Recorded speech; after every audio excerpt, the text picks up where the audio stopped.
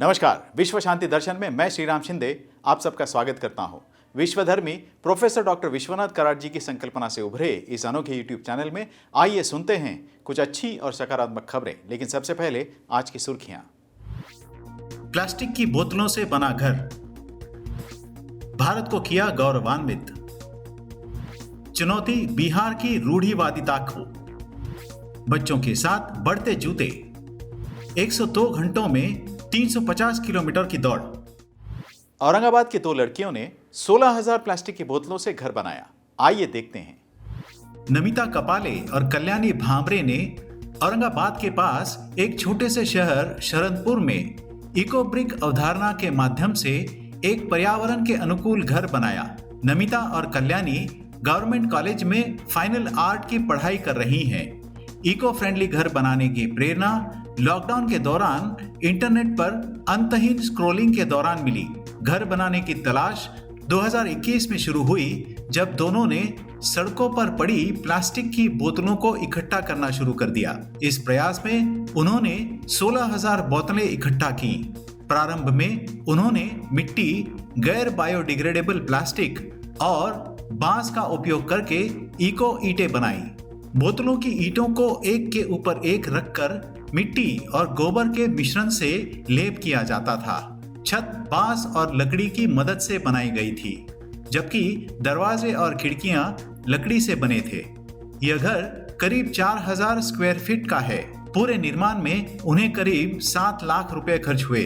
यह अनूठा प्रयोग प्लास्टिक कचरे को कम करने का एक शानदार तरीका दिखाता है। जापान में पुरस्कार जीतने वाली पहली भारतीय महिला, मिलते हैं दीपाली झवेरी से।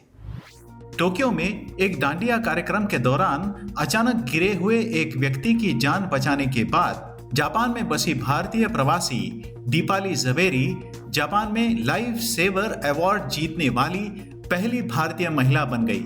झवेरी सीपीआर और ईडी लाइसेंस धारक हैं, जिन्होंने जल्दी से एईडी डिफाइब्रिलेटर का उपयोग करके इस मरीज को 3 झटके दिए और जब वह विफल हो गया तब वह सीपीआर देने लगी। उसने अपने प्रयास तब तक जारी रखे जब तक उस आदमी को फिर से होश नहीं आया। घटनास्थल पर पहुंचे वैद्यकीय अधिकारी और पुलिस ने पुष्टि की कि झवेरी की त्वरित कार्रवाई के कारण यह व्यक्ति बच गया था। 1 महीने की लंबी जांच के बाद कार्डियोपल्मोनरी सर्जन, पुलिस और अग्निशमन विभाग ने निष्कर्ष निकाला कि झवेरी ने इस व्यक्ति की जान बचाई थी। दिसंबर 2022 में कोटो यार्ड के अधिकारियों द्वारा आभार के साथ आधिकारिक तौर पर दीपाली को लाइफ सेवर अवार्ड से सम्मानित किया गया। रूढ़ियों को चुनौती देते हुए बिहार की कम ज्ञात कलाओं को पुनर्जीवित किया जा रहा है। डालते हैं एक नजर। सुमति एक कपड़े का ब्रांड बिहार चलाती हैं, जो बिहार जैसे सांस्कृतिक रूप से समृद्ध राज्य की रूढ़िवादिता को चुनौती देने का प्रयास है। शहतूत के रेशम की साड़ियों से लेकर कुर्ती, क्रॉप टॉप, पिपली मूर्तियों के साथ टोट बैग, हाथ से बनी सुजनी गुड़ियां और बाने के कुशन तक सुमति सदियों पुराने शिल्पों का उपयोग करके समकालीन डिजाइन बनाती है, जिन्हें शायद ही कभी देखा गया हो। बिहार सांस्कृतिक रूप से बहुत समृद्ध है, लेकिन मधुबनी पेंटिंग और भागलपुरी तुषार रेशम की बुनाई को छोड़कर इसके अन्य शिल्प बहुत ही प्रसिद्ध नहीं हैं। सुजानी, मंजूषा, सिक्की जैसी बुनाई या तो लुप्त हो गई है या फिर विलुप्त होने के कगार पर है। बिहार के इन शिल्पों को ऊपर उठाने और पुनर्जीवित करते हुए कला के माध्यम से बिहार की सुंदरता दिखाने की कोशिश सुमति कर रही हैं। परिणाम स्वरूप दिल्ली, पुणे, बेंगलुरु और मुंबई जैसे शहरों से कई ग्राहक बिहार स्टोर पर आते हैं, बिहार आने और देखने का प्रयास करते हैं। बिहार की कला के बारे में उनकी मानसिकता में बदलाव की थोड़ी झलक भी दिखाई दे रही है। जूते जो बच्चों के साथ साथ बढ़ते हैं, पुणे के एक उद्यमी का नवाचार। पुणे के सत्यजीत मित्तल ने एक टेक आधारित फुटवेयर स्टार्टअप ओरट्टो लॉन्च किया, जो ऐसे जूते बनाता है जो बच्चों के उम्र के साथ बढ़ते हैं। 2022 में उन्होंने कई बाल रोग तज्ञों से बात की और बच्चों के पैरों की एनाटॉमी पर शोध शुरू किया। 2 साल के बाद इस शोध ने सत्यजीत को अपनी तरह का एक ऐसा जूता लेकर आने के लिए मजबूर किया जो बच्चों के बढ़ने के साथ साथ बढ़ता है। यह न केवल बार बार जूते खरीदने से बचाता है बल्कि बच्चों को आरामदायक जूते भी प्रदान करता है, जो इस उद्योग में एक अनोखा नवाचार है। उन्होंने अपने बचपन की दोस्त कृतिका लाल के साथ ओरट्टो की सहस्थापना की। पिछले महीने सत्यजीत ने 21 लाख रुपए का राजस्व कमाया और महीने दर महीने 80% की वृद्धि दर्ज की है। उनके अधिकांश ग्राहक दिल्ली, पुणे, मुंबई और बेंगलुरु के साथ साथ यूनाइटेड स्टेट्स और यूनाइटेड किंगडम से हैं।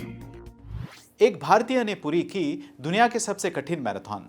मिलते हैं सुकांत सिंह सुकी से। सुकांत सिंह सुकी नाम के एक 33 वर्षीय व्यक्ति ने हाल ही में एक ऐसा कारनामा किया है जो कई लोगों के लिए अथाह होगा। उन्होंने दुनिया की सबसे कठिन मैराथन डेलियर्स वेस्ट 102 घंटे और 27 मिनट में 350 किलोमीटर की दौड़ पूरी की। डेलियर्स वेस्ट का आयोजन ऑस्ट्रेलिया में 8 फरवरी 2023 से 12 फरवरी 2023 तक हुआ।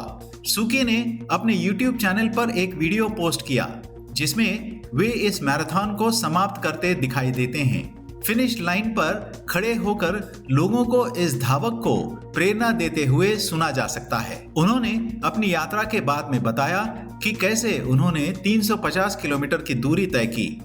यह दुनिया के सबसे कठिन मैराथन में से एक है। क्या आप जानते हैं कि भारत के किस ऐतिहासिक शहर को इत्र की राजधानी माना जाता है? आइए हम आपको बताते हैं जाते जाते। उत्तर प्रदेश के ऐतिहासिक शहर कनौज को भारत की इत्र राजधानी बताई जाती है। इस छोटे से शहर कनौज के इत्र निर्माताओं ने कई साल पहले सूखी मिट्टी पर ताजा बारिश की नाजुक गंध को इत्र में कैद करने की कला में महारत हासिल की थी। आगरा से लगभग 3 या 4 घंटे की दूरी पर स्थित कनौज के परिवार पीढ़ियों से अत्तर या प्राकृतिक सुगंधित तेल और अर्क बनाने में लगे हुए हैं, जिनका व्यापक रूप से साबुन, शैम्पू जैसे उत्पादों के लिए इत्र और आवश्यक तेल बनाने में उपयोग किया जाता है। भोजन को स्वादिष्ट बनाने का मसाला या दवाओं के लिए जरूरी सुगंधित तेल भी इसी कनौज में बनता है। कनौज परफ्यूम्स को 2014 में भौगोलिक संकेत मिला है और यहाँ का सुगंध कई देशों को निर्यात किया जाता है।